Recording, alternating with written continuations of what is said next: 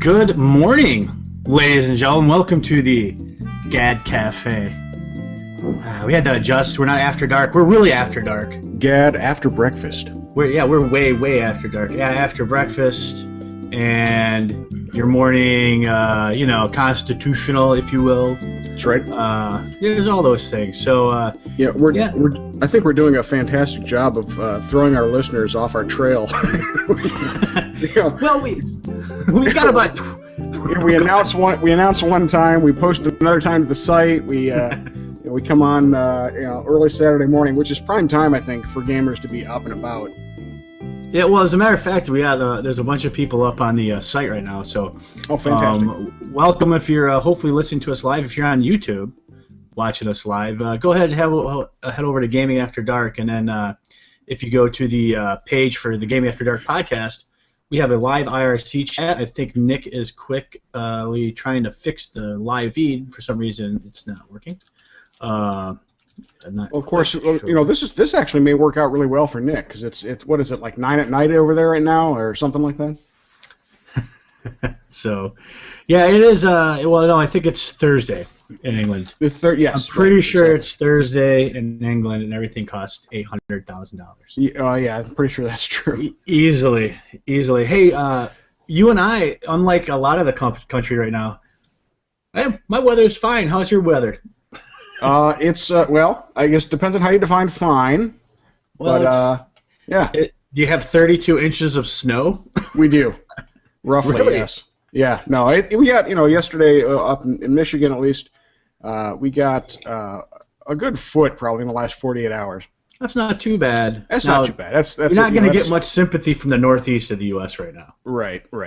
There are places they're reporting right now that there are places in the Northeast right now that are at over 30 inches of snow, and they're not stopping yet. Right. So, if you're there, I hope you're getting a chance to play some games, listen to some GAD, and maybe hang out with us a little bit, and we'll get right into it here. Oh my God! It's the news. Interesting week for news, Rob. Again, the news will be mostly taken up with new console stuff, and we'll talk about that in our new other segment. Right. But there were some tidbits out there that we were interested in. First and foremost, Rob. Yep. Something you, I don't want to say revel in. No, I do. I absolutely revel in it. Yeah. Zynga's looking like they're having some problems. Yeah. Other than the obvious fact that their games are a travesty. Travesty, the humanity and whatnot. Yeah, all right. It's an affront to everything a gamer stands for, right? Apparently, which is primarily games. Right. So they've closed, I want to say, dozen games in the last 6 months. Yeah, easily. Not too many weeks ago, I think they announced the close of, I don't know, I think it was right around a dozen, and it looks like it hasn't, the axe hasn't quite hit the block yet. It looks like they're still putting some others out to pasture. And yeah, if you play the titles, the Friend game. Yeah.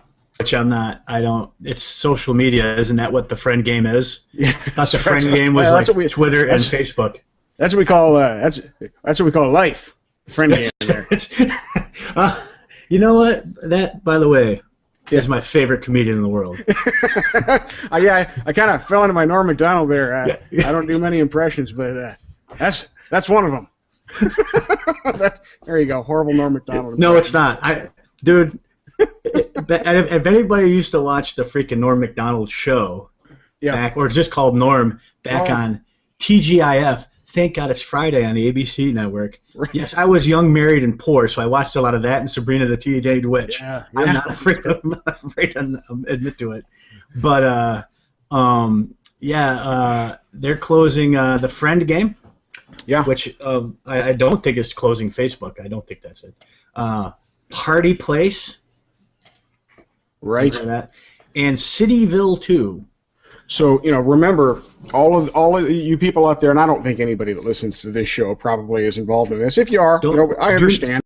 Do not underestimate. I get it. But, I just remember all those tens of dollars that you spent on gold coins or doubloons or whatever monetary system they got you hooked into over there. Just remember, when these games go away, so does your money. Yeah, absolutely. It's not like an investment. Yeah, well, it's not like whatnot. you paid $60 for a game and you can give it to somebody, loan it to somebody, sell it, which that may be coming to an end anyway, but we'll talk about that later. Yes, we will.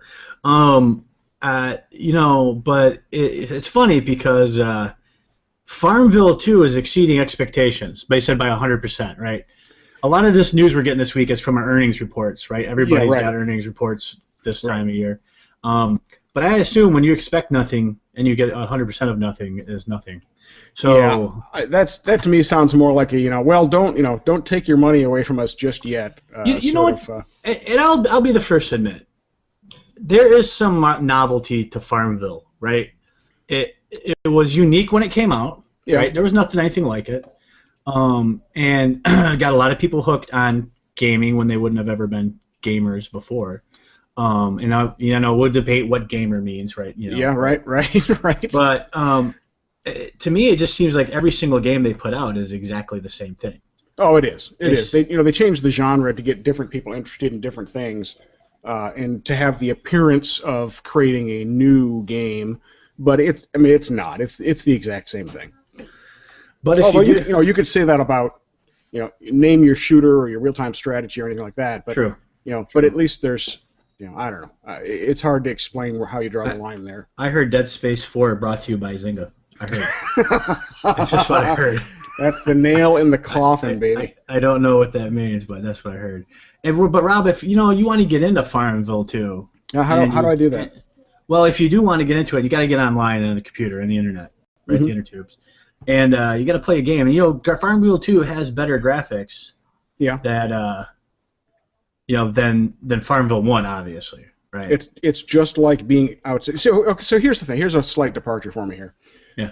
One of the things I like about games in general is that I can run around the surface of a foreign planet in a 7-ton mech suit shooting at aliens, right? And I can do that in your neighborhood in the safety of my own living room, right? If I want to pretend like I'm outside pulling weeds and planting tomatoes, I'll go outside and pull weeds and plant tomatoes. I game to do stuff that I can't do outside my own house, right? So that's why that's another reason the whole Farmville thing just boggles the mind. Yeah, but Rob, you can't plant Swiss chard outside your house. Why would you do that? Or coconuts? That's a fair point. But let's say you wanted to get that, and your computer like me is lacking a little bit. Rob, where would you go get a new computer? I would go to our sponsor, Doghouse Systems. Doghouse Systems at doghousessystems.com.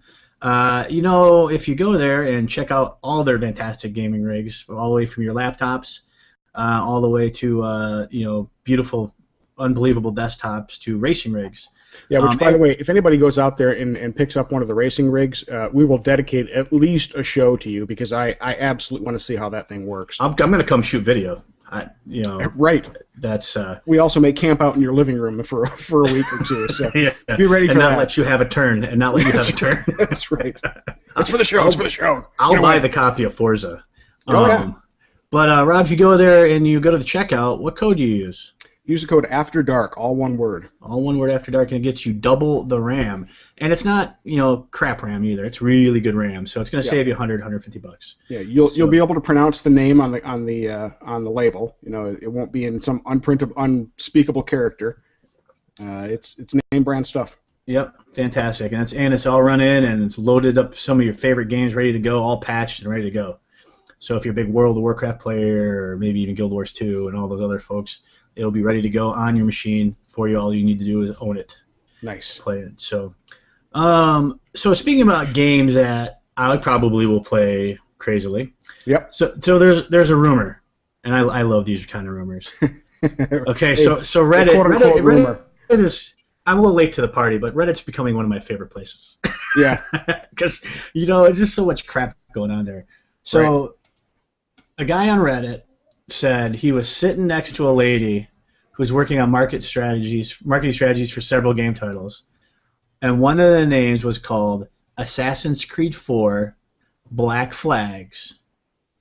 And it's aiming for a holiday 2013 release. Okay. Rampant speculation time. Yep. Is Henry Rollins going to be in this game? He's got to at least do a title song or something.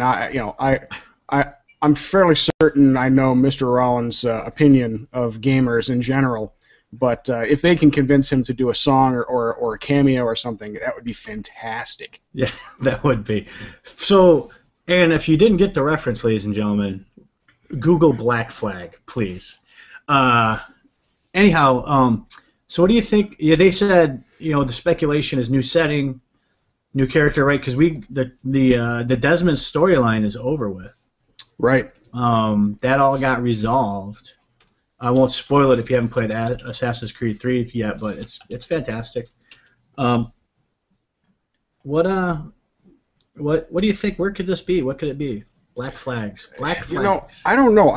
It could be pirates, maybe. Ooh. Right.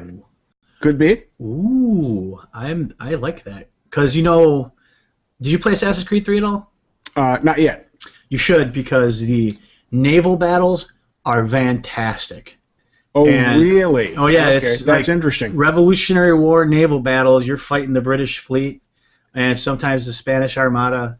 And dude, it's fantastic. Interesting. Yeah, I'm a big fan of the whole. I'm not good at them at all, but I'm a big fan of like the naval warfare games, strategy games. Yeah, this is action naval warfare. Okay, nice. And it feels like you and the ships handle just like you would assume. Not that I've spent a lot of time at the helm. Spent a lot of time at the helm of a frigate with sails and whatnot. I'm more of a Corvette man myself. Yeah. Oh, nice. A Corsair. A Corsair Corvette. Yeah. Yes. That's a new Corvette. Next year by GM, the Corvette Corsair. That's right.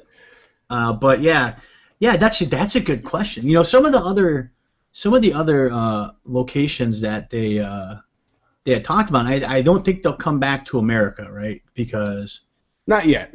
I want to say there wasn't backlash, but some people are like, I live here. It's. But but how many of us participated in the revolution? Well, I know there are a lot of people that are trying right now. We do. That's for our political podcast. Yeah, we don't. That one, yeah. Anyhow, well, I would say some people would accuse us at being the purveyors of Grumpy Old Men After Dark, of having participated with George Washington and potentially General Custer. Right. Yeah, that. The other. Remember, they put the venue to a vote for this last one, right? And one of the other venues that was out there, which I thought was fantastic, is the Russian Revolution. Okay. The whole Anastasia thing, and you could make Anastasia like part of one of the artifacts or something along those lines. So it'll be interesting to see. I'm always for it. Every one of these Assassin's Creed movie games. There's going to be a movie too, by the way, soon. I really liked a lot. So I'm a fanboy. I'll admit it right here now. Fanboy for Assassin's Creed. Ubisoft is kind of in that place where they can't do any wrong for me right now. Not quite as in that place as like Double Fine, but they're pretty close. Right. So. Well, and Ubisoft just acquired some more horsepower up there in Canada, right? In Canada, eh? In Canada, up in well, excuse me. It is in Canada. It's in Quebec. We do not say "a" here. I've just offended both of now all of our Canadian listeners. Thank you. I apologize. Both of our Canadian French listeners. accent. You people are lovely. It's a defense mechanism. That's all. Yeah, it is. It's a defense mechanism. All right. Finally, this week we got to find out what the Wii U is really actually powered by.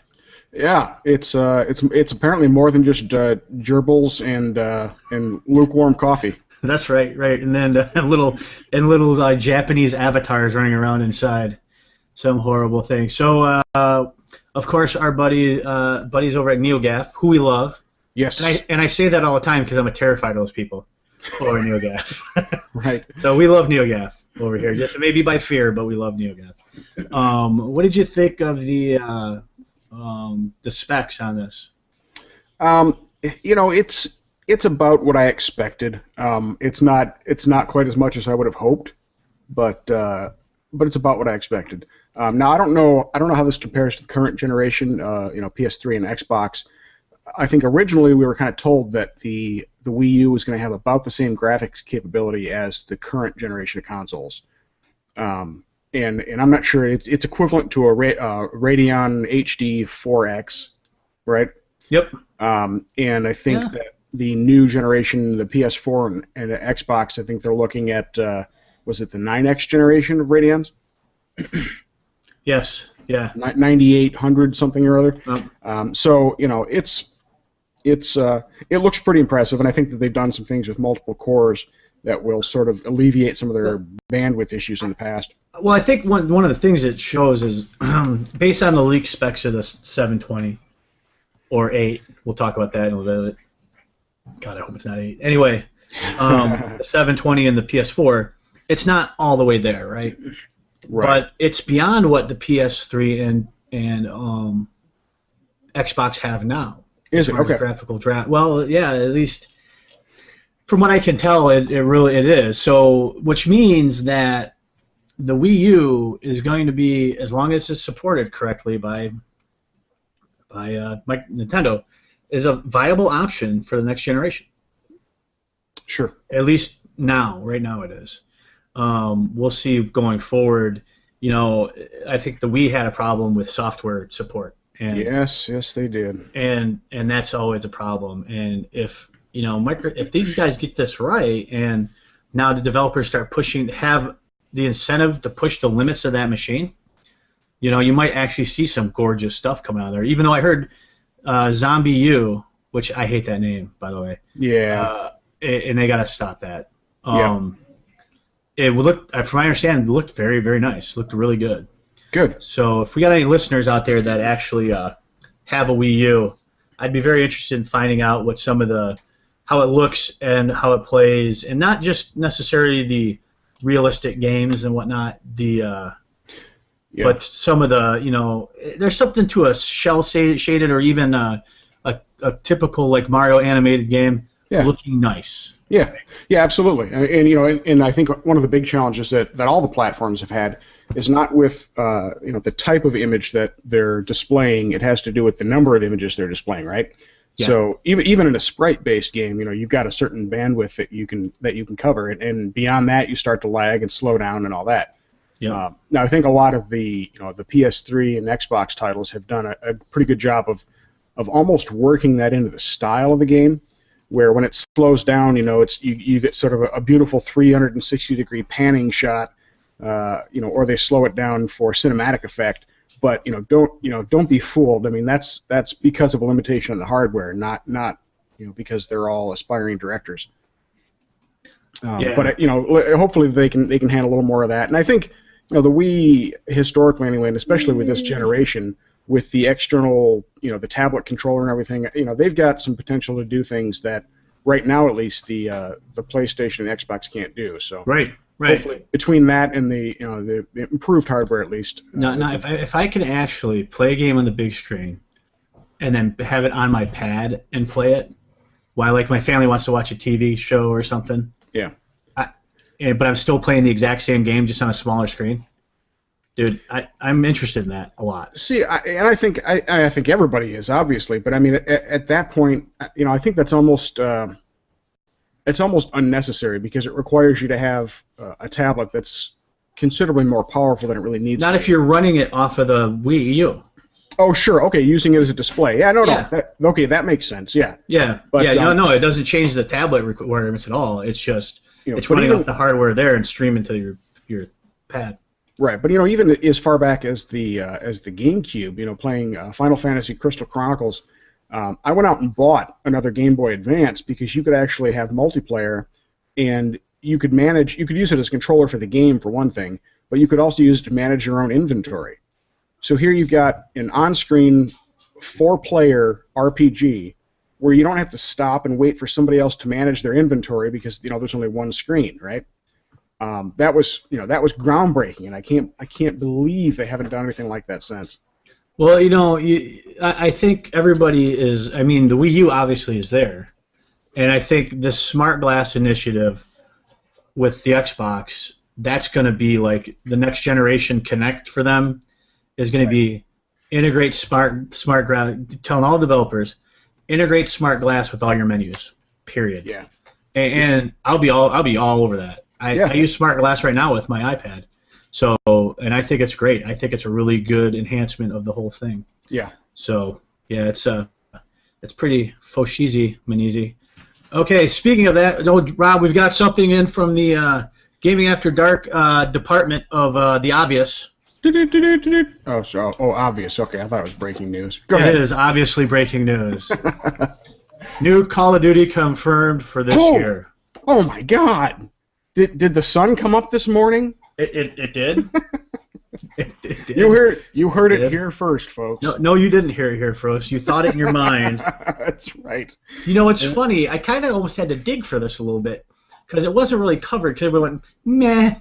Yeah, right, exactly. Not that they're not going to sell 3 million of them. It's just like, okay. And I think the reason, once again, the reason why this hasn't been announced at all, first of all, they're about to drop another expansion pack. Right. But none of these games will be announced until the 720 or the PS4 gets announced. So I don't know. I think if they're saying Call of Duty confirmed 2013, I got to think this is going to be current generation. It may be both. It may be both. It may be both of them. Well, if the 720 and PS4 are backwards compatible, right? If it can play the if you can play the Xbox 360 games, or the PS3 games. But this one's not an issue. This one's coming pretty quick on the heels of the last one, though. Right? Every year. It is every year. It's becoming every year. So I think what they're trying to do is they're trying to squeeze this one out onto the current consoles to get it out there and get ready for the next one. Well, you don't think this would be in everybody's benefit? I mean, everybody, not ours. I mean, the retailers and Activision's and Microsoft and Sony's, to have this be a launch title for to sell new next boxes? I think it would be good for them to have a launch title. I don't think it necessarily has to be this one, right? Because let's face it, they could sell this one and then turn around and re-render it and sell it again as a launch title for the next one. There's no doubt. But the thing is, it's not. This is going to be a fall release, right? That's when these always are. Yeah. Well, yeah, it's got to be fall or late fall. Otherwise it's going to be 2014. But right. But this is a Christmas title, right? This is where they make their freaking money. So. Yep. So shockingly for Call of Duty fans, new Call of Duty, it'll be more Call of Duty-ness. This will be a Treyarch one, so it'll probably be a Modern Warfare. Although I think most of the people who still play Call of Duty are still in bed or watching Saturday morning cartoons right now. Well, so, if you play Call of Duty, or you have always been Battlefield 3 curious, we have GamingAfterDark.com. Tempest Knox, our gaming community, our cross-platform guild, has a big Battlefield 3 site, or has a Battlefield 3 server, right? And we've got a Battlefield 3 team. I think we're playing today. Let's see, it's about noon today, 11 o'clock or noon Eastern. There's some Battlefield 3 goodness is going down. Go to GamingAfterDark.com. Go to the community hub, that'll all be there, or look at the events. Yeah, my gaming rig is 300 miles away, unfortunately, but I am chomping at the bit to play with those guys. Yeah, dude, I've got to do some cleanup on my machine. I got 10 gig of space left on my hard drive. Yeah. So I've got to figure out how to get that downloaded and see if it'll actually run. My 2.1 gig freaking dual core is. So. Okay. Yeah. So next up, last piece for the news here. So, other than the big news and talk about that and the next generation stuff, Obsidian Games, the folks who did KOTOR 2, are pushing Lucas and Disney really hard to do a Star Wars RPG. What do you think of that? Yep. fantastic. I absolutely loved Knights of the Old Republic, both of them. I was almost sad when Sweater came out because I knew that was taking, potentially taking dev time or at least market interest away from doing another standalone RPG. Yeah. But I'm very, very excited about this. Well, did you see where they want to place it, right? Yes, between episodes 3 and 4, which is perfect. We all want to see more. I don't know about everybody else out there. I think episode 3 was disappointing for a number of reasons. It was the best of the prequels, I think, but it was disappointing for a number of reasons. But I think there's a lot of character development lag between 3 and 4 that I think the transformation to Darth Vader happened too quickly in 3, and I don't think a lot of us bought it. So I'd like to see, how do they go about exterminating the rest of the Jedi, and sort of see Darth Vader's full transformation to the dark side. It's a fantastic place for them to put it in the story arc. So who do you play, Ben Kenobi? Because technically, I don't. I'm not a huge lore. I don't know a lot of the deep lore in Star Wars. Yeah. Isn't he the last Jedi? No, they think he's the last Jedi. The problem is that there really isn't a last Jedi because it's, as we've seen in all the prequels, that you're born with it. It's not developed. So the problem is that there are more Force sensitive users born all the time. So I think certainly they go underground, right? And they go on the run and they go to the Outer Rim and stuff, but they're out there. And especially you have a lot of oh boy, we're going to get geeky here for a minute. Like out on some of the outer planets, like Dantooine and some of the moons and things, you've got indigenous populations that are actually Force sensitive. So there's a lot of stuff going on there.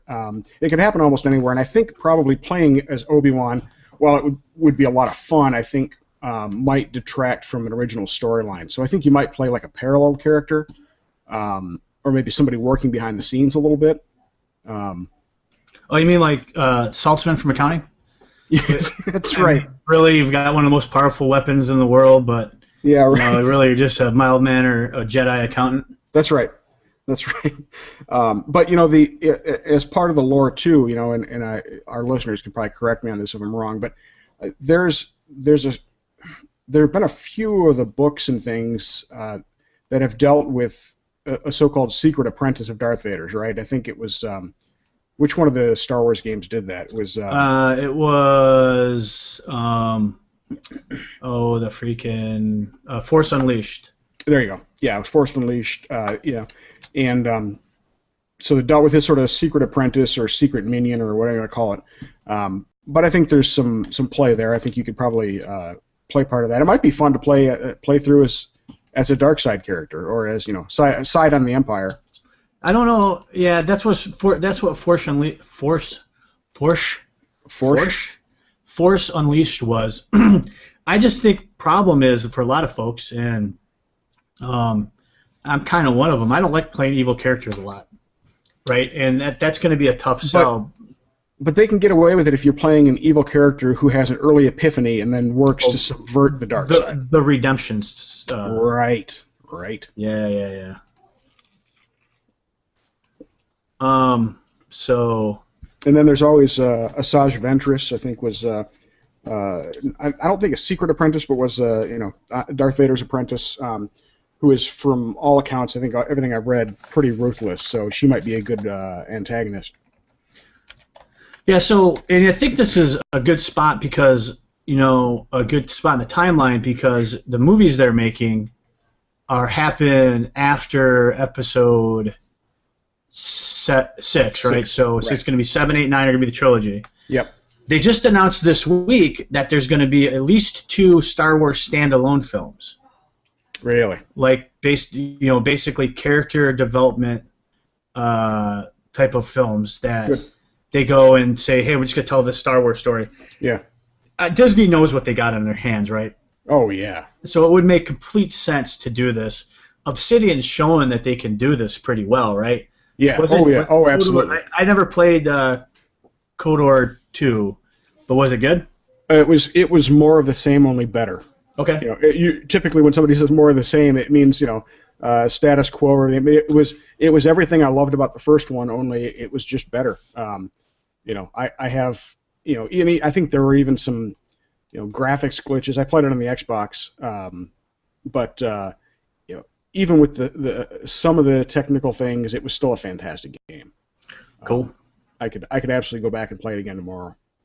Yeah, I would say something like that has got a lot of push. I think as much as people want to complain about the Disney taking over Lucasfilm, I think that is going to be one of the best things to happen to the franchise overall, including gaming. Yeah, I mean, yeah, absolutely. Yeah, we could do a whole show about that, so we'll just move on. But maybe we will once the games start to get announced and everything else comes out. So, all right, let's go to this. Lowered expectations. So, releases this week, Rob. Cue the tumbleweed sound effect. Mother Hubbard's cupboard was bare. Yes. Not quite bare, but there's a big title coming out this week. Yeah. Something we're both interested in. Aliens Colonial Marines. Right. Developed by a current favorite of ours, Gearbox. Absolutely. Yeah. We'll forget about Duke Nukem forever. That really wasn't them, though, right? They just took it on, said, here's this piece of crap to the internet, pay us money. But they are the purveyors of the Borderlands franchise, right? Which we think is fantastic. So, yep, yeah. At this point, Jason and I sort of jokingly call it the. I'm drawing a blank. Who is it now? The pass. We'll play anything that Gearbox. The Double Fine pass. There we go. You get the Double Fine pass. Right now, I'll play anything Double Fine puts out. Yeah. Same goes for Gearbox. And right now, Gearbox gets the pass. Ubisoft's pretty close to that. We'll see how the new Splinter Cell goes. Yeah. But yeah. So now, question: Are you going to be playing this on the 360? I know you're PC challenged right now, but any chance you'll end up with it on the PC? You think, or are you going to go Xbox? It'll be Xbox until I get a new machine. Okay. That's just the way it's got to be. Sure. Unfortunately, but if I want to play anything that's a shooter like that, that's graphically challenged, it'll have to be that, So, no, unfortunately. Well, fortunately, either way, I don't know how you look at it, but we'll be playing some co-op. Hopefully, if you get it on that, unless you go the other way. Of course, you could check. I'll definitely go Xbox if you do, just because my list of people I can play with is pretty slim. Right. But. And I don't know how many of the people out at GAD are going to be getting this for either platform, but let us know, because that's one. It looks, at least from the trailers we've seen, it looks like it's going to be a pretty good multiplayer game. I'll tell you what. I'll let you know. I'll let them know next week. I'll pick it up on Tuesday. I've got a couple games I want to trade in anyway. Yep. Blops too. And I will check it out and tell you what it's like. The other thing coming out of note, and really this was the only two, I was kept scrolling down. I'm like, what else is coming out? Nothing. Right. Alien Breed, if you guys remember that, it's an old school top-down shooter. Yeah. It's being reimagined for the Vita and the PSN, PlayStation Network. So if you forget what that is or have no idea or are too young to remember Alien Breed. Here's what it reminds me of, and if you're too young for Alien Breed, you're probably too young to remember this one, but it reminds me of Gauntlet in space. It's basically the top-down Gauntlet game. Yeah. Red Dwarf needs food badly. Of course, I don't know if they, our party people know what Gauntlet is, but they do. Probably not. But a lot of them do, though. A lot of them do. So if you visited any pizza restaurant in the mid to late '80s, you know about Gauntlet. That's right. You will smell pepperoni when you play that game, no matter where you are. That's right. No matter where you are. Okay, so moving on, if I can find the bumpers. I really need another screen here so I can have everything up at once. But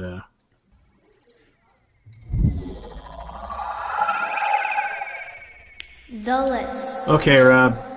Yeah. Hold on. Let me get my big boy pants on for this one.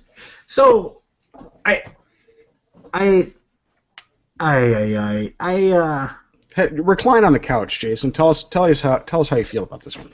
So I'm sitting there the other day, just cruising around on the gaming websites, just looking for some news, and I find this thing that there's going to be a Farmville cartoon. Mm-hmm. Yeah. So Saturday mornings with your Farmville. So I'm like, okay, this will be the biggest piece of crap I've ever seen in your life. Mm-hmm. And then, this thing may end up being Zynga's demise because of the money they're throwing around on this thing. Yeah. Then I see who's attached as being the director of this freaking thing, and it's Brett Ratner. Apparently, yeah. And which he's the director of Rush Hour and others. Rush Hour 2.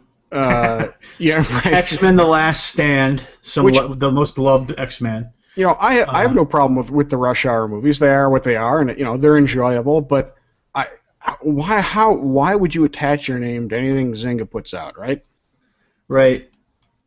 Well, exactly. What else did he? I mean, some of the stuff he did. Some stuff I wrote, like Rush Hour 3.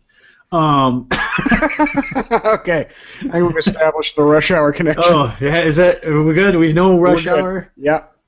He's doing a Hercules movie coming up here, and what was the other one? Hercules. Oh yeah, Horrible Bosses. Have you? Yeah. So that's a good movie, by the way. Yeah. I don't know if you've seen that movie. So I mean, he's got chops, right? I mean, he's established and. But, by chops, a lot of people think he's a horrible director, but sure. I swear, but I like Jackie Chan, so I'm good with that. That's fine. So I like the Rush Hour movies. Chris Tucker, he was good in Friday, and then it was just the same thing over and over again. He was good in Fifth Element. He was freaking creepy in Fifth Element. I'm not even sure he was acting in Fifth Element, frankly. I think that was just Chris Tucker. That was just Chris Tucker. He wandered out of the set one day, and they left the cameras on. Yeah. Oh, he's also tied Brett Ratner to a, wait for it, live-action Hong Kong Phooey movie. All right. If you say, Brett, did you lose a bet somewhere? There's something going on here. Either they rolled a big wheelbarrow full of cash up the Brett Ratner side. Well, yeah. And I mean, not to beat the dead horse here, but it's Zynga, and that's what they do. I mean, it's brute force, right? I mean, they brute force everything. It's Zynga. They hemorrhage cash. That's right. That's what they do. And by the way, if you're getting your gaming release announcements or your entertainment release announcements from the Wall Street Journal, guess what? The game is not the product. You are. That's exactly right. So, it's just a weird thing. This will tell you all you need to know about Brett Ratner, right? I'm looking at his IMDb page right now. It's talking about his bios there, right? So his bio is usually written either by himself, right, or publicist, or his publicist, right? He said the first thing is Ratner grew up in Miami Beach, the only child of a famous Jewish socialite mother. What? First thing, okay. I'm just going to lay it out there. I'm not going to go delving into this thing. Yeah, right. This is I think I'm offended. Right. He attended Miami Beach Senior High and was president of the Leo Club in 1986. Now, wait a second. Yeah. This guy has done multi-million-dollar movies, and you're talking about what club he was president of in high school? Yeah, that's right. Like it matters, right? Now, I got to give Joystick a plug here, because go out to Joystick and look up the story with Brett Ratner and Zynga. But there's an image on their page that shows Brett Ratner, and there's the speech bubble on it that says, "Did someone in here need something ruined?" That is, and I'm not doing it justice. You got to go out and check it out at Joystick. But it's fantastic because it tells you more about the story than the actual article does. This line will tell you more about Brett Ratner than anything right here. Yeah. This is a sentence. Okay. So I've got a 10-year-old daughter. We work on sentence structure all the time. Yep. Right. There has to be a complete idea in a sentence. Right. The subject and the object have to kind of be there. Yeah. Yeah. He attended NYU Film School. Okay. All right. and currently lives in a $3.6 million house in Beverly Hills. Wow. Why? What? What? What do those have to do with anything? So there you go. People who love Farmville, you probably love the fact that Brett Ratner's attached to this because you're probably the same people who like X-Men: The Last Stand. What? Go see the Farmville movie and get some popcorn, and every 3 minutes you can take another piece of popcorn. And, Rob, what could this animated TV show be anything about? What could this possibly be? Well, in fairness, let's look at some of the cartoons we had as kids, right? And they were, at the time, I remember being very entertained, but they were pretty inane and all but indecipherable to anybody else around us, primarily adults. Yeah, but so kids don't play Farmville, right? No, they don't. That's true. That's true. So I guess, but maybe that's the point, though. Maybe they're trying to... Farmville Toys? Yeah, Farmville Toys, I think they're trying to get kids involved and get them in early, and then hopefully they can start playing... Hook them into the Farmville? Yeah, absolutely. Oh, Farmville for the console at 50 freaking things a pop. Right. Skylander version of Farmville where you have, or like the Infinity, where you can go buy your Swiss Shard action figure and put it on there. No, your stalk of corn. That's right. You got a cow on there and yep. and a giraffe, and they get oh geez, I can only imagine. So I have no idea what this is. I will watch it when it comes out just to go. He-Man was better than it. And if you've ever seen an episode of He-Man, it was bad when we watched as kids. It was bad. It does not hold up. I don't think it actually was anything to start with. It's a little homoerotic. And by a little, I mean a lot. Not there's anything wrong with that. No. But I'm surprised that got by the censors. There was some stuff going on with Master at Arms. Not quite sure what it was. Master at Arms was all hands, from what I hear. Oh wow! Oh wow! Well, I think that's a cue for a new bumper. Yes. Oh, and of course, I don't have that bumper ready to go because you know what I am? I am horrible at my job. That's right. If only you'd known we were going to be doing this. Generation Angst. Quit it. All right. So, Rob. Yep. I turned on the computer the other day, and I connected to the internet, and I swear I was playing faster than light because there were alarms going off and little fires on my screen. We've got borders on the ship. And I'm like, open the airlocks. What happened? Nerddom is upset. Yeah. I sensed a disturbance in the force. I did. I had a little pricklies. It was as if a million cellophane wrappers were opened and their packages or their contents disturbed. So the big news. So for our next generation rumor stuff, really not a whole ton about PS4, but this is certainly relative to PS4, and we talked a little bit about it the other day on the Go Mad show. And actually, we've got a couple of topics on this, a couple of listener feedbacks on this for us to talk about as well.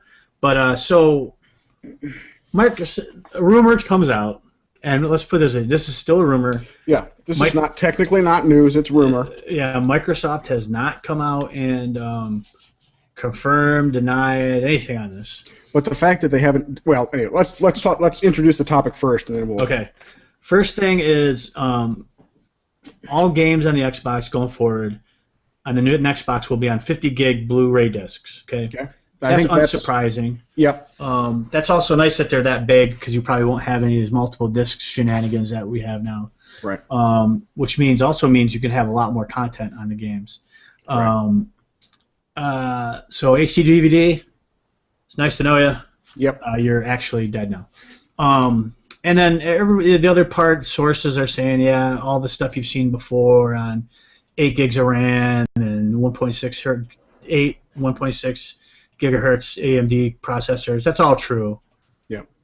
But the big thing, the internet shattering thing. The big rumor, but yeah, that sound you hear It is the internet crying. Yeah, well, no, the sound you hear is freaking NeoGaf sharpening its axe. Right. Apparently, according to this rumor, the Xbox Next Box will require an always-on connection to play games. Right. Which means you have to be connected to the internet and verifying it's your console with your game to play it. Right. Again, also, your console will have an activation code with it. Yep. So, in order to play it on that, you have to activation code, which basically makes your disc unplayable anywhere but your console. Right. Of course, until it red rings. I don't know how they're going to address that, but Exactly. Yeah, that's one of the other issues because they did that too. I mean, initially they were doing that with the exception of the fact that you could also play it on somebody else's box. Anything that you downloaded to your hard drive was locked to your hard drive, right? So when I got my Red Ring, luckily I was able to keep my hard drive, but it was still keyed to the hardware ID of the box. Right. So in order to play the games that I had downloaded prior to the Red Ring, I had to be logged into my account, right? So connected, which 99% of the time is not a problem. But if I'm out of town, if I'm visiting a friend, or if we're somewhere where we don't have broadband, I couldn't play the games that I had previously downloaded. So it's sort of that, only more so this time, right? If the rumors are true. no, yeah. If the rumors are true, it's going to be unbelievable. So what's the effect of this? First of all, for gamers, it's a big pain in the butt. If you want to take a game over, play with a buddy of his on his machine, because you can always download your profile right to his machine, Yep. play your game, have your save. It's a cloud save and the whole 9 yards. So that's a big pain in the butt. The whole Red Ring thing's maybe a pain in the butt. That remains to be seen, right? It depends on what they do with it. But the other piece is this is the first. It kills the secondhand gaming market. Well, potentially the always connected thing and the no secondhand games thing they're not necessarily coupled, right? They could have one without the other. How so? Well, they could easily do always connected for whatever reason. Oh yeah. Without disallowing secondhand games, or Correct. But Correct, but that's not what the indication is right now. right. I mean, they're ostensibly they're doing this because of piracy, right? To prevent piracy. Well, it pretty much eliminates piracy, right? At least on the Xbox, and that's kind of been a desire for a lot of people. Until somebody cracks the keys. I mean, that's Right. the whole thing, and it happened very, very early on in the PS3, and once that happens, it's out the door. Well, now, yes, and I think with an always connected, they can replace the keys, which is Yeah. helpful. But yeah, ostensibly it eliminates piracy. Well, the thing about it is, you talk about them cracking the keys. Stuff like this is just you can hear the proverbial hacking community going, "Challenge accepted." Yeah, right. You know what I mean? absolutely. It's like, Yeah. you think you can keep us away from this? Yeah. No one can keep us away from this. But right? honestly, if they do this, and nobody's a more honest, upfront, uptight gamer than I am as far as paying for content and everything. If I want to play a game, I go out and buy it. And luckily I can do that. Not everybody can do that, which is a problem. That's right. And so if I'm completely willing to pay for the games and all that, and they take this away, it's going to save me about $400 because I'm not going there. Well, so it's funny. So one of the things, I have less of a problem with the way EA handles the multiplayer piece, right? Which is we still have a problem with. Don't get me wrong. We have a problem with it to a point, Yeah. but I can understand going, hey, listen, we built our server, our multiplayer support model based on X amount of revenue out of each game. Yeah. Right? And so we need that revenue even when it's changed hands. I say, okay, I can live with that a little bit more. However, the fact that I can't go get a copy of a single player game that somebody else played, and when you get used games at like GameStop or something like that, they don't sell it to you for $14. Right. You know what I mean? It's like $45. It's ridiculous. Right. It's ridiculous. But there was another piece of this that I did not think about, and we got an email this week. I woke up this morning, I opened up my email, and went, wait a second, this is for the show. Let's play our email bumper. Oh wait, we don't have one. We don't have one. We never get emails. We're gonna need a bumper now. Hold on, let me reach into the email bag here. I've got a bumper for you. Bag. Hold on, let's see. Here, I don't think they're using this one anymore. Ready? You've got mail. We've just got sued, I think, because AOL that's all they do is sue people for using that. We could use the publicity. I'm okay with that.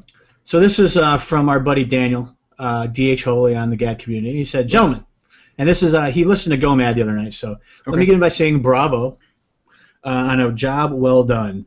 I love the show and find myself waiting for great anticipation week after week for the next show. Keep up the good work. Now, on to my reasons for sending this email. As I was listening to Go Mad this morning, I found myself screaming at the radio with this thought. What about the big game rental companies? Microsoft does do this with the GameFly and all other companies like it. Yeah. Again, just some food for thought. Play hard, DH Holy. Yeah, and I'm a big GameFly user, and if this is true, it will kill. Well, it'll kill GameFly. Let's be honest. I mean, they're doing more now with PC and other platforms and stuff, but it'll absolutely kill it. Yeah. But I think that we've seen that they have no compunction for killing other businesses, various other businesses. I mean, GameStop will go out of business, right? Well, their profit margins on used games. If you look at their or listen to any of their earnings calls, you can tell that they are dependent on this big time. Yeah. Somebody, Paul Fox also wrote us on our Google Plus page. That's GoMad, GO_MAD on Google Plus. Put us in your circle. I should be a spokesman for Google Plus. You should. Anyway, so Paul goes on. We talks a little bit about and Paul is the host of the East Screen West Screen podcast there. Oh, nice. Paul lives out in Hong Kong. So he was right. He wrote about a little bit of the marketing math of the whole thing exactly, and that's one of the things we talked about. Hey, this is a chance for them to push people to buy games until they don't. But that's just it. Yeah, right. And let's look at another angle for this thing is if I buy a used game, which is pretty rare unless I do it through GameFly, because it's one of those you can rent it, and if you want to just keep it, you just pay the used game fee and you just keep the game. Right. But that's almost, to me at least, mentally, it's a license to go out and buy the DLC for it, right? Right. So you got a game that you don't want to spend $60 on, but when it gets down to 30, you figure $30 for that, another 20 or 30 for the DLC. Well, I can get away with that. I can justify that. And I think you got a large percentage of gamers who are, if you buy a game, say you and I buy a game, right? $60. We pay for the DLC, right? Yep. Another $20, $30, $40. Yep. Now we turn around and sell the game to somebody else, trade it in, whatever. Somebody else pays more money for that game. Now, granted, that's not all going back to the developer. None of it's going to the developer. But when they turn around and buy the DLC, goes to gets the money. Yep. So financially, you got a lot of people who are saying, "Look, I'm not gonna buy into this system." And so that not only are they not buying the DLC, they're not buying the game in the first place. So Paul points out another segment of the gaming community that would be impacted that.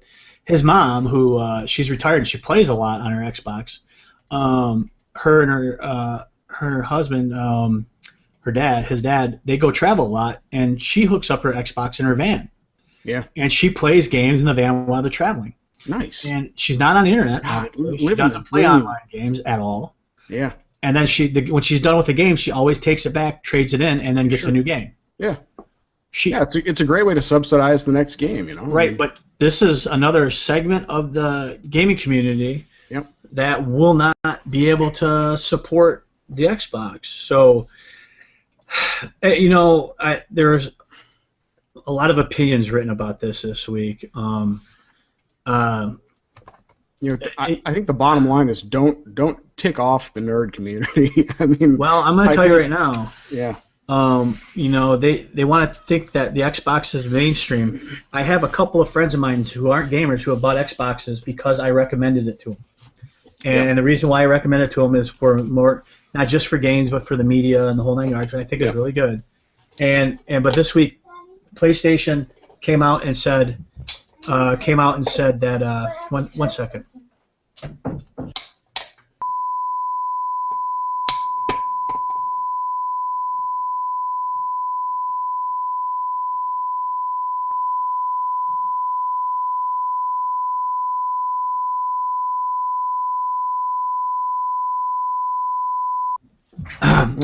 When life interrupts art, you know what I'm saying? Well, it's funny because my son came in here to let me know that he finished the robot level in Skylanders. Nice job, Ike.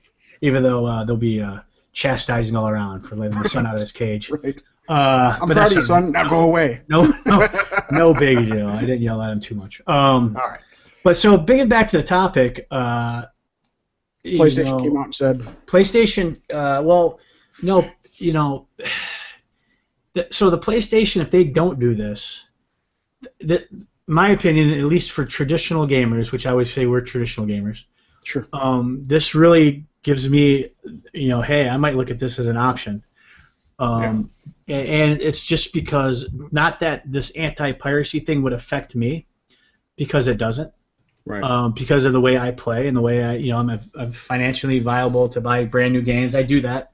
Try to support the industry, but we said there's plenty of people that don't have that ability, and I think the majority of them don't. I mean, I think that I think the average gamer goes out and buys one or two games a year, or they buy the used games. Yeah.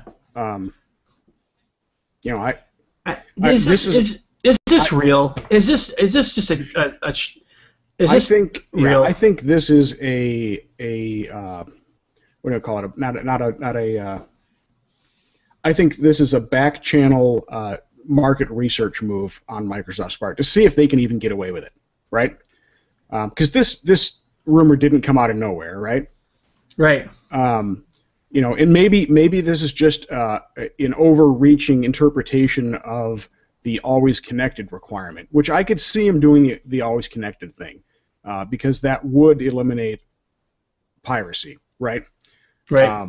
But if they take it as far as eliminating secondhand games, I mean, it's not only are you gonna make a lot of people upset, you're gonna ruin the secondhand game industry, which I know that they think that it's taking money out of their pocket, food out of their mouth.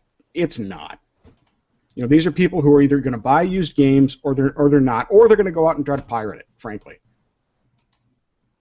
this is, I've got, I think, 48,000 gamer score. I've been on Xbox for 9 years.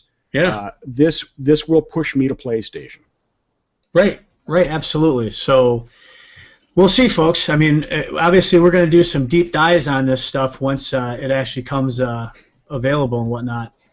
So we'll see how it works out. Some other rumors that came out on the Xbox was, so the thing that I've been struck by, is how many people are getting involved in the quote unquote rumor game, right? Yeah. So a site that I had never heard of, have anything to do with gaming at all, called handytips.info. Okay. That sounds like a gaming site. Yeah, that's not a click farm at all. Yeah, so it says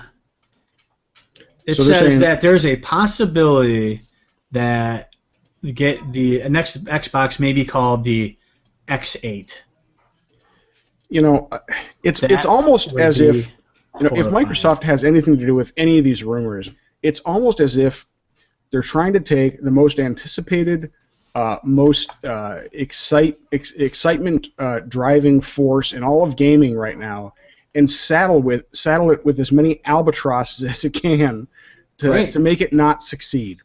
Let's look very frankly and honestly at the success of Windows 8 or the failure of Windows 8. And the only people buying this are corporate users who got to justify those licenses. Nobody, people I know like the Windows 8 interface, right? personally, I can't stand it because it looks like my Xbox 360. But when I've got a mouse in my hand, I don't want these giant chunky tiles all over. Anyway, that's a side rant. But anyway, if half this stuff is true, it makes me second guess whether I even want to go with the next generation. Right. Yeah, it can't be though. A lot of this is the gaming community. I don't know how much of this is fanboys lobbing stuff back and forth at each other. You could tell almost no negative anything's come out about the PS4 yet. Right. Right, and this is pretty typical, right? Microsoft seems to get the lion's share of negative press.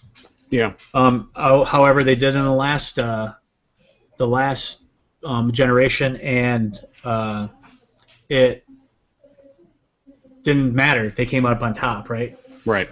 Which, of course, that's exactly what some insider at Microsoft said, which, be careful, buddy. Yep. Before the fall comes the pride. The pride becomes before the fall. Right. And I always say there's no such thing as bad press, but man, Microsoft seems to be stretching that definition, or that. Yeah, no kidding, adage. Right? By the way, the live feed is working now. Oh, good. Welcome. Yeah. So, well, the Hatchet Man's a kid. Look at everybody shows up once they get it working. Hey. What's up, IRC? That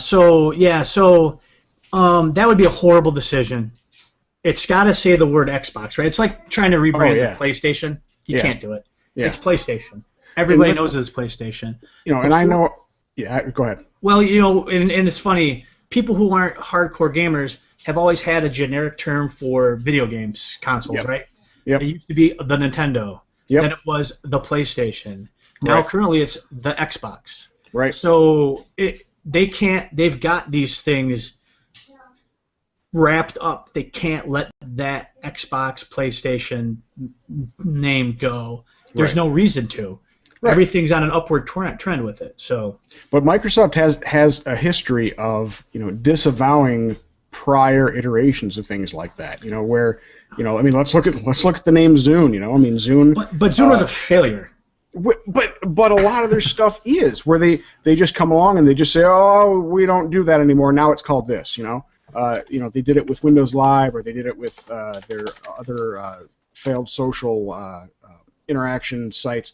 So they have a history of dumping everything they've got into marketing something, and then turning around and just going, oh, nope, that was terrible, but this new one's great. Right, even though it's just got a sticker over the old name. I think they may even in their own twisted world. And by the way, I do actually love the Xbox. So let's, I don't want to come off as an anti-fanboy, but they have a way of convincing themselves that they're making good, honest decisions, and I think they may even believe that by getting away from the Xbox name, they're making it more approachable to non-gamers, right? Because they've been trying for a while now to position this thing into the living room to replace your cable top box for everything, including gaming, but also for everything else. And they may think that getting away from the Xbox name allows them to do that more. Yeah, but isn't the X8? Doesn't that sound like a little even more mysterious box that sits on your thing? You're like, this is the X8. I have no idea what it does, but it's the X8. Well, it does everything, Jason. But it's not. Well, it does. But I got mine making toast for me this morning. Nice. Actually, they're here at the GAD Cafe this morning. Yeah, I got to tell you though, it does not produce a good soft serve ice cream. I'm gonna throw that out there right now. We won't say that out loud because that second red ring you got may not have been its fault. That's right. As it turns out, that's not covered. It's trying to use the actual the thing that the motor for the disk drive to make soft serve ice cream. Very nice. A couple other things. It looks like the PS4 is going to have some type of motion sensor built into it. Hey. Dual cameras kind of things. Not surprising, obviously. Everybody should have a motion sensor by now. Yeah. We'll see how that works. It's called the Orbis dual camera, at least currently. Yep. So, but what the thing about dual camera that I think most people probably know this, but I'll throw it out there. What having two cameras does is allow them to to locate objects in 3D space, right? So, Yeah. you know, and I think that's one thing that the Kinect doesn't do very well is adjust to players in a 3D space. You know, Right. it can't tell whether you're moving fast or you're moving away or towards or whatever. But I think it has a harder time identifying objects in 3D space.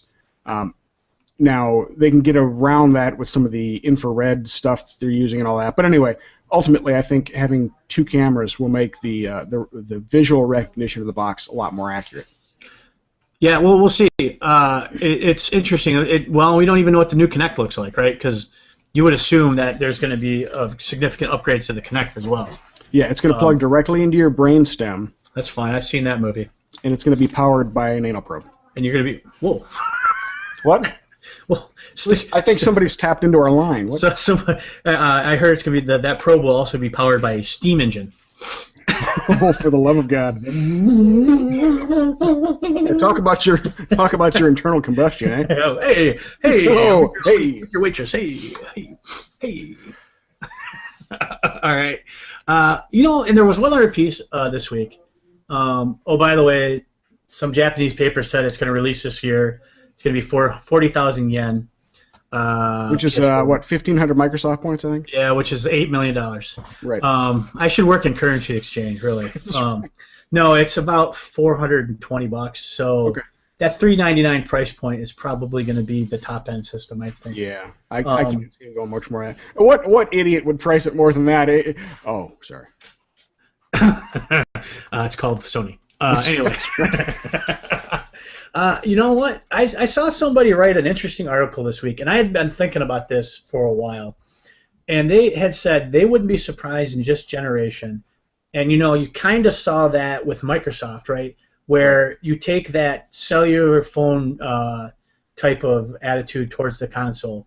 So what that means is, like Microsoft had these Xboxes, and I don't know if they still do, but the $100 Xboxes, right, with a 2-year Xbox Live contract, right? So I didn't know anything about that. I think it was 2 years. You buy Xbox about $100, maybe a little bit more, and then 2 years you have to sign a contract for 2 years to have Xbox Live.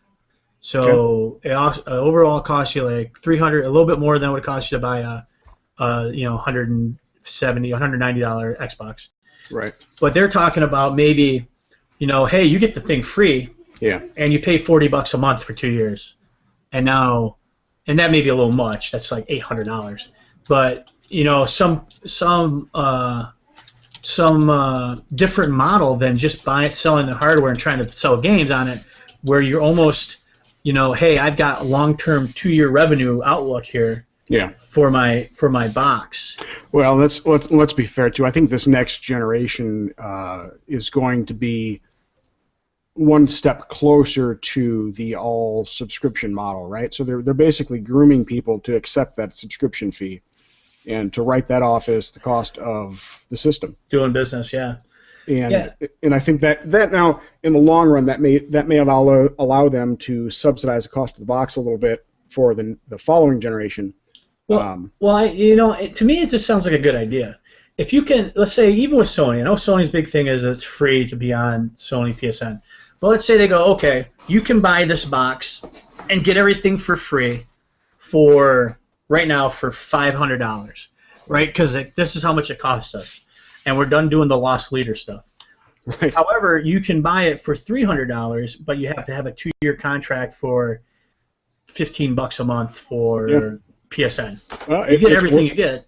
Yeah. It's worked out great for the iPhone and the iPad, right? Yeah, I mean, this sounds viable to me as a market strategy. The problem is the difference between a phone and consoles, right, is every 2 years there's a new phone you want, right? If you're an early adopter kind of thing. Right. But for consoles, every 2 years would be unbelievably ridiculous. So they got to give you some incentive to re-up. Right. There. So, okay, well, we've beaten that up. What was it, next week? No, week after. We're a week and a half away from our fantastic launch PS4 information cavalcade show. So let's move on to this. Jad Spotlight.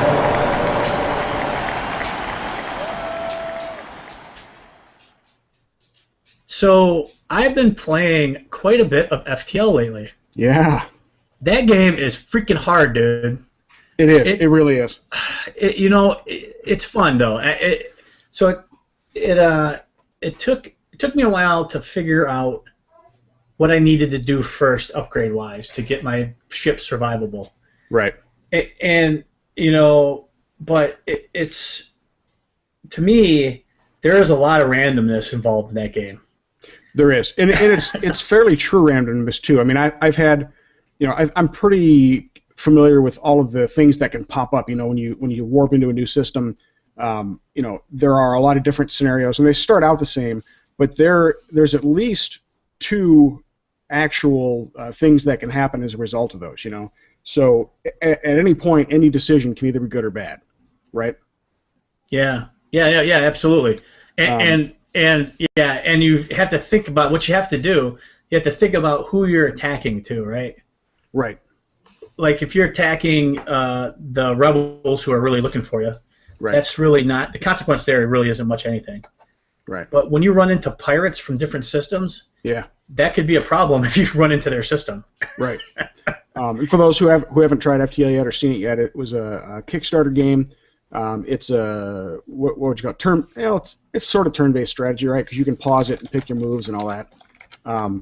But it's very very simple graphics, but it's absolutely unflinching in it and unforgiving in its simplicity. I mean, I mean, I can warp into a system.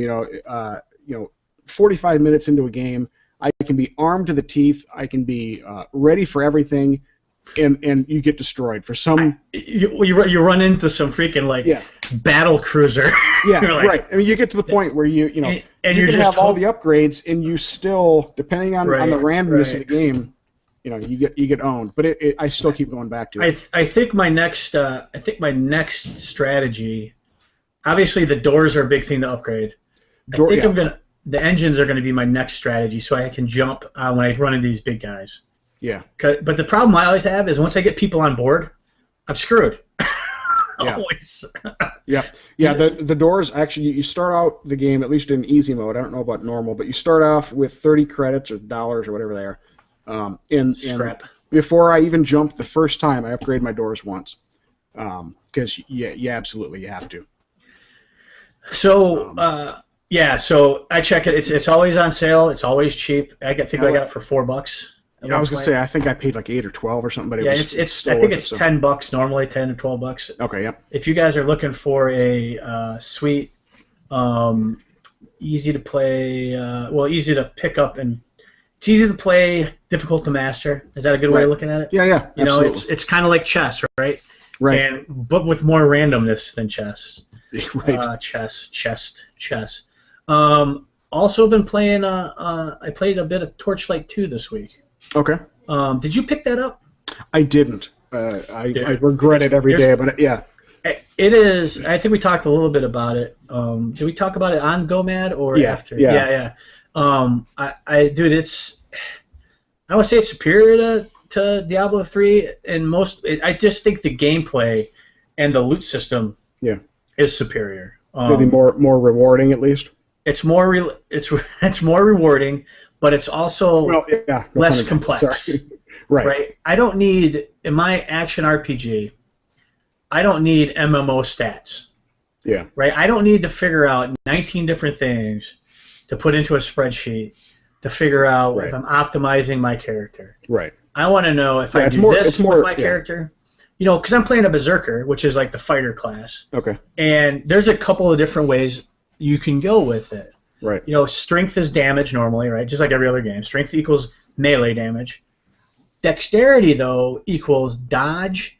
But then there's a couple of different abilities you have that may make dexterity for your class better because it's a higher crit rate.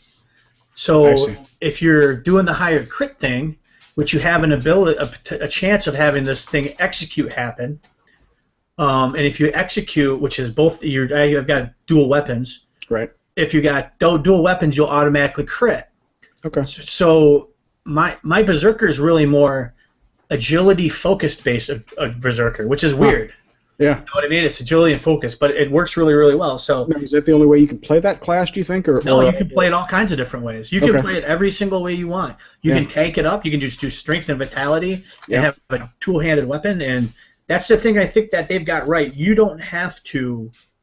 And actually, Elder Scrolls Online is saying that they're kind of doing that as well, where you don't have to, put baby in a corner, if you will. Right. With your class is this, and these are your stats. Yeah, you're right. Nobody puts baby in a corner, ladies and gentlemen. Yeah, nobody gets the baby. Yeah, that's right. That'll be in the glossary at the end, folks. Yes, it will. It will not be on the final, though. So it's and they say you basically play how you want to play. You can be a plate-wearing spellcaster. Right. And that I think is cool because like I've decided my dude's going to be fist weapon. I basically am turning him into Wolverine. Okay. He is literally playing like Wolverine is Wolverine. Nice. So I think it's pretty cool. So what have you been playing lately, man? Well, we've been. I can't get out of Borderlands 2, man. Not that I want to, but there is, and we talked about it a lot on GoMad last week. But the end game for Borderlands 2 seems to be never ending. It's hard, dude. You and I spawned I'm going to lose the name on it, but basically it's a pseudo randomly spawned boss, and you and I at what level were we? We were both 50, right? Yeah, both 50, and we spawned this thing and fought it for a good 45 minutes. And I think we got it to about half health, and then it despawned. But it was a blast, And the game is entirely different. The loot that is generated gets a lot better and a lot more rewarding, pun intended. And there's stuff that we still can't, even post 50. We both finished True Vault Hunter mode, and there's still stuff we can't finish in some of the expansions. Oh yeah, there's some stuff. I mean, and it's going to take some farming now. Yeah. Right. It's truly an end game. If you want to know more about end game stuff, go mad. This last week, we talked about it quite a bit. So, yeah, dude, it's tough. It's rough. So there's one other game I've been playing. What's that? And that would be. What would that be, Jason? I am sucked back into World of Warcraft. Yeah. Every time you think you're out, right? You got to back in. So I started. I played a little bit of the expansion. I've kept my. Subscription up because I got Diablo 3 for free, and I would say they make it pretty easy to do that, though, right? I mean, they're at least they're not fooling themselves with the tenuous nature of some of the subscribers. Dude, unbelievable the content that comes out of these guys. It's unbelievable. While you get expansions worth of content during an expansion, it really is amazing the content they give you. However, I fell out of love with it during Cataclysm. I did not like that expansion at all. Yeah, and you're not the only one. I think a lot of people did. Yeah, and I played all the way through the raids, and I was just not really happy with it. I played a little bit, leveling up my monk in Pandera a little bit, and so I didn't really try into the new areas. Right. Dude, I got out to Pandera, and it is outstanding. Good. It really is. It's very Asian themed, mostly I would say, and Paul Fox would be great to weigh in. Very more Chinese, I would think. More feeling of like of some of the Hong Kong, like not John Woo films, but like House of Flying Daggers and Red Cliff and all those type of movies. Yeah, which Red Cliff, if you haven't seen, is fantastic. That's one of the best movies I've ever seen. Yeah, I really do. And the music. I keep saying this. It's the best music I've ever heard in a video game. Yeah, that's what you're saying. It is so well done, and I'd say it's also. I was very worried that it would come off as very stereotypical and racist because the Pandarans are very Asian themed and they have accents. It's not that at all. The questing's so much better. The talent trees were all revamped. They're really good, real simplistic. My class, the Warlock, is freaking overpowered as all get out. Which is always fun until the hammer comes down. Well, it'll come. Yeah. It'll come. So yeah, I've been playing that. We, if you're interested in playing with us, we have a guild on Earthen Ring US. It is Tempest Knox. Come and join us. Look for either me, Shaky Legs, or Kugo on there, Nick. And I wish I could remember DH Holy's character on that side, because he is our guildment leader. So Nice. he's our You should probably know that. Yeah. So there's one person in this chat room right now that should, or in the chat room in the Hangout, that needs to at least try it. You know, they told me that when the devil came for me, he would take the form of somebody I knew. You know, I made a very conscious decision 7 years ago when we had our son that I just couldn't possibly do WoW. You know, it was really taking off at the time. I had been playing, I played Asheron's Call for a long time. Yeah, I've been playing Star Wars Galaxies. Yep. And I know what an MMO has the potential to do to the rest of your life. So I made a choice to step away. But I would say this, and this is about WoW specifically. It has gotten, it's different than it used to be. sure, It's more not approachable, maybe. Oh yeah, it's to the point now where if you want to do endgame rating or you want to do whatever you want to do, Yeah. you don't have to sink 100 hours a week into it. Yeah. It's not like that. I would say if you talk to Nick and I, when we rated, let's say Cutting Edge for our server back in Lich King, we rated 2 nights a week. That was it. Right. You know, for about 6 hours a week, and then maybe the dailies every once in a while. So You know, this argument sounds an awful lot like the argument I get from people in APB. Well, you don't have to pay for things. You don't have to put a lot of time. No, but it's different. Trust me, I'm a guy who's been on both sides of this coin. Yeah, I know. It's not like it used to be. Yeah. Not even close. You know, I used to have dudes rating 6 nights a week just to progress one boss a week. Wow. That's not crazy. the way it works anymore. So, okay, Rob, I think we've been talking long enough. I gotta go sign my son up for T-ball here. Nice. Intro Hatchet, it's so good to have you in the chat room. We got this running stream of consciousness from Hatchet Man. It's great. Nice. Intro music for Gaming After Dark is by Sanj Le Revere. Find out more about Gaming After Dark and our related shows and endeavors at gamingafterdark.com. Notice I didn't say www there, Jason. That's good, because is it HTTP or HTTPS? I don't even know. It might be Gopher. / See what you get. You go Gopher / gamingafterdark.com. You can email the show at show@gamingafterdark.com. It works. We proved it this week. It works. That's right. That's right. And we should have I don't know. We don't have T-shirts yet, do we? I don't know. You tell me. Yeah. You can keep up with us on Twitter at Game After Dark. Find out more information at GameAfterDark.com for our cross-platform, cross-game, cross-universe guild, Tempest Knox, and listen to the other podcasts. There's Tyria After Dark for all of your Guild War II needs, and Grumpy Old Men After Dark for all those gamers of a certain age who are still out there. Or not a certain age. It's 18 and up. We'll say that. Yeah, it is. You may have to do a lot of Googling of references, but I know you kids these days are good at that. Yeah, with the Google and the pipes. Yeah, and I'm also good. When we make big references on that show and this show, I always put a YouTube clip in the show notes at gamingafterdark.com. So it's educational. It is educational. You can learn what it was like for us growing up as, young people in the 80s. That's right. That's right. It wasn't all Molly Ringwald movies. Mostly, though. It was mostly Molly Ringwald. Yes. Let's tell you, it was mostly Molly Ringwald movies, though. That's right.